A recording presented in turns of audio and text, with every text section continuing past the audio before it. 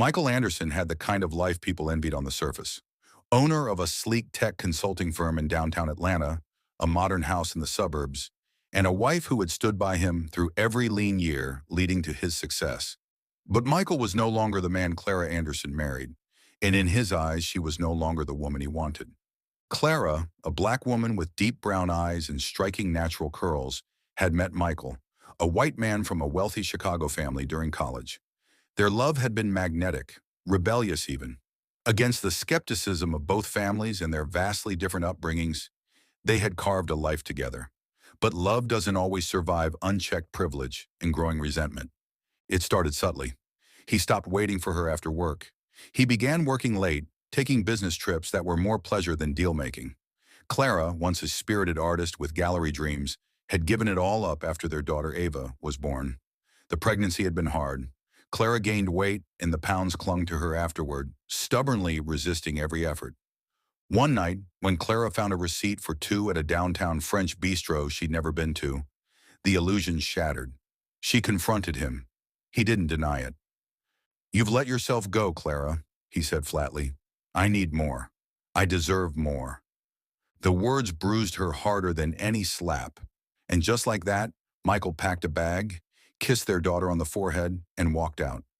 His house felt cavernous without him, but not in the way Clara expected. The silence was painful at first, then revealing. She could hear herself think again. She cried for days, not just from betrayal, but from shame. She looked at herself in the mirror with his cruel words ringing in her ears. For a while she almost believed him, but something inside her refused to die. At the age of 34, Clara found herself reimagining her life. She dusted off her sketchbooks, joined a local gym, and began walking Ava to school each morning with her head a little higher. She shed 30 pounds in 6 months, not for Michael, but for the woman she'd forgotten she was. But Clara wanted more than fitness. She wanted power, the kind Michael had used to discard her so easily. So she applied to a top-ranked business program, her admissions essay a searing story of loss, rebirth, and ambition. She was accepted. Ava watched it all. At just 9 years old, she asked questions no child should have to ask. "Did Daddy leave because you're not skinny?" The sting of those words turned into Clara's fuel. Ava would never grow up thinking her worth depended on someone else's gaze. While Clara rose, Michael stumbled. The young woman he left Clara for, Amanda, turned out to be more interested in yacht parties and Instagram than building a life. After a year, she left him too with a parting gift of leaked financial documents that triggered a minor IRS investigation. Clients began to leave. Michael, once arrogant and confident, found himself buried in debt and legal problems. He tried to pivot, but the industry was changing, and he no longer had his finger on the pulse. By the third year, he was selling his luxury car and dipping into his retirement account. One desperate afternoon, he put his firm up for acquisition. Clara, now a business school graduate with a sharp mind and sharper network, saw the opportunity. Michael stood in the sleek conference room of his once thriving firm, waiting to meet the anonymous investor group interested in buying him out. He hadn't slept the night before. If the deal didn't go through, bankruptcy was inevitable. The door opened. Clara walked in. Michael stood, his mouth ajar. She was unrecognizable, not just slimmer, but radiant. Her posture oozed confidence. Her eyes sparkled not with revenge, but focus. "Clara," he croaked. She smiled faintly and extended her hand. "Hello, Michael. I believe we have business to discuss." Clara sat across from Michael, flanked by two silent associates from the investment firm that had backed her. She wore a deep navy power suit and gold hoop earrings, her signature. Her presence filled the room. "You own the firm?" Michael asked, still stunned. "My holding company does," she replied smoothly. "We specialize in restructuring distressed tech assets. You should be proud your company qualified." His face flushed. "You're here to gloat?" Clara tilted her head. "I'm here to take control, nothing more." In the weeks that followed, Clara overhauled the firm. Half the leadership was replaced. Operations were streamlined.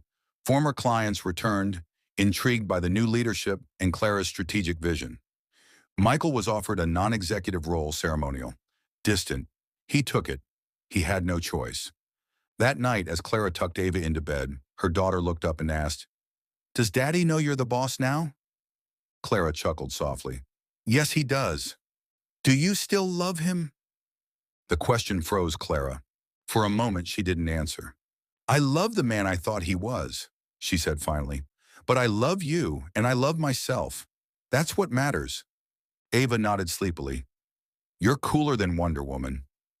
Clara kissed her forehead. "You're my hero too, baby girl." As months passed, Michael's resentment simmered beneath the surface. He had agreed to the ceremonial role, but it grated on him. He could barely look at Clara without feeling a mix of guilt and anger. Every corner of the company seemed to be a reminder of his failure in Clara's success. He had been foolish enough to think the business deal had been his only loss. Then one afternoon, Michael made a decision. He reached out to one of Clara's old business school classmates, someone he knew had a bitter history with her. Together, they began plotting a way to reclaim Michael's former life by forcing Clara out. Ava, meanwhile, was thriving. She excelled in school, made friends, and her bond with Clara deepened. The little girl who had once been too shy to speak her mind now filled their home with laughter, her mother's source of light and strength. But Clara's focus shifted slightly when she found out that Michael had begun spreading rumors about her, questioning her leadership and integrity behind her back. Clara was no longer the timid woman Michael had abandoned. She was a force of nature now, and if he wanted a fight, she would give him one. As Michael sat in the vast, glass-walled office, he could barely contain the churn of emotions twisting inside him.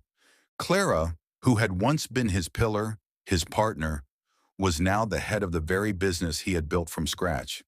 It didn't help that she seemed completely at ease in this new role, as if she had been born for it.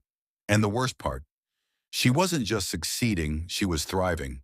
Her bold, unapologetic moves in the company sent waves through the tech industry, re-establishing her firm as a formidable force. He hated himself for not recognizing her potential when they were together.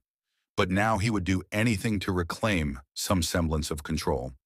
It wasn't just her professional success that gnawed at him. It was the fact that she had done it without him. She had turned her pain into power, something Michael could never seem to do, and it burned him more than anything. Yet here he was, stuck, trapped in a corner by his own inability to move forward. Days passed, and Michael found himself spending more time in the firm, trying to fix the shattered pieces of what used to be his kingdom. But with every passing meeting, he felt more and more like a ghost in his own company, a mere shadow of what he had once been. Clara's presence was like an electric current that ran through every room, and the tension between them was palpable.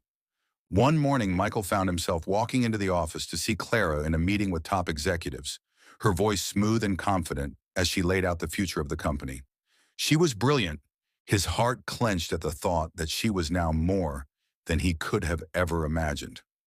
When the meeting ended, Clara turned to him with a look that wasn't just polite, it was professional, measured. She didn't seem bitter, nor did she show any sign of vindication. It was almost as though she'd moved on entirely.